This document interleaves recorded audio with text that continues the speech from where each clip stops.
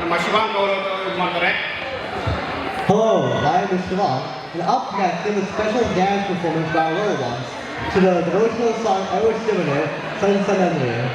This beautiful piece is a joyful tribute to Lord Shiva, expressing love, devotion, and reverence through graceful movements and heartfelt expressions. Let's welcome our young performers to the stage with a big round of applause.